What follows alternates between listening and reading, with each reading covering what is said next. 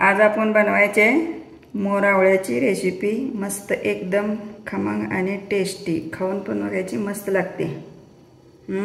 मस्त।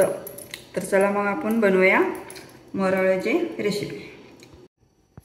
नमस्कार सर्वांना, स्वराज्य फूड हाऊस मराठी रेसिपी मध्ये आपल्या सर्वांचं खूप खूप स्वागत। तर मी आज बनवणार आहे मोर आवळ्याची रेसिपी। त्यासाठी मी इथं अर्धा किलो आवळा घेतलाय। सेंद्रिय गुळ मी इथं पाव किलो घेतलाय। 2 दालचिनीचे तुकडे घेतल्यात आणि लवंग 1-4 घेतल्यात। सेंद्रिय गुळ असाही गोळी गोळीचा आहे। तर आपण आता याला स्वच्छ धुवून याला आता काटा चमच्याने तरी करायचं, नाही तर मग असं काप काढायचे याचे। हे आवळा केसांसाठी चांगला असते, त्वचासाठी चांगला असते, म्हणून आपण तसाच आवळा खाताना कसं तुरट लागतो, त्याच्यामुळे आपण काहीतरी बनवून खायचं। आता हे आवळे आपण पाणी ठेवायचे नाही, पूर्ण सगळे कॉटनच्या कपड्यांना पुसून घ्यायचे। आता हे असं त्याला कट मारायचे असं, म्हणजे आतपर्यंत गुळाचा पाक जातो।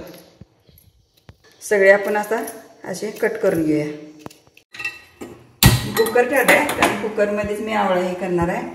आता ही गुळ आहे ना, कुकरमध्ये बारीक गॅस करून ना गुळ वितळून घ्यायचा, पाणी घालायचं नाही।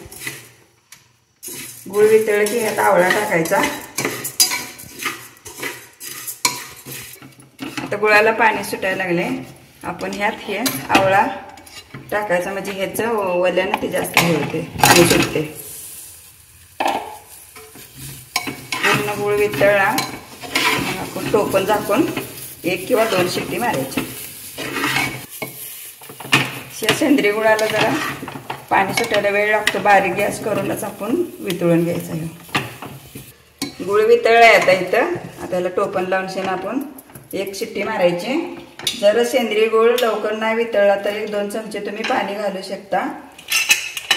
मला काय लागलेलं नाही पाणी, कारण आवळा चांगलं आवळ्याचं पाणी सुटलेलं आहे।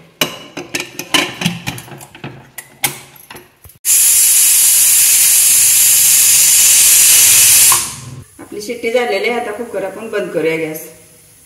आता कुकर आपला थंड झालाय, आता आपण याचं झाकण काढून घेऊया। तर आता हे आपलं असं झालेलं आहे। थोडासा गॅस चालू करून अजून गरम करून घेते, म्हणजे जरा असं घट्ट होईल। थोडीशी जरा जायफळची पूड टाकायची, म्हणजे जरा खमंग वास येते। आपली रेसिपी करून झालेली तयार आहे। तुम्ही पण करून बघा, खाऊन बघा कशी झाली आहे, मला कमेंटमध्ये सांगा। लाईक करा, शेअर करा, फॉलो करा। थँक्यू।